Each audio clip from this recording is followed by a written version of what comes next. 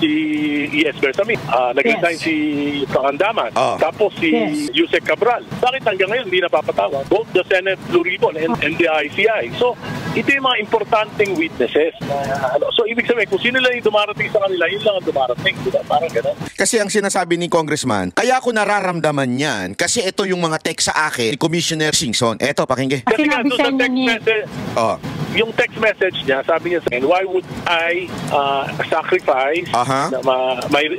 would I risk my life and my family just to solve Malacanang's problem? Ayan, yun daw yung text sa kanya. Bakit ko i-risk yung buong family ko o para magsasakripisyo ang aking buong pamilya para lamang sa problema kinakaharap ng Malacanang? Sa madaling salita mga kababayan, sa totoo lang, nilagay doon sa apoy para quote-unquote masolve yung problema ng Malacanang ay itong ICI, pero hindi naman talaga binigyan ng kapangyarihan itong ICI para imbestigahan, ipakulong ang dapat ipakulong.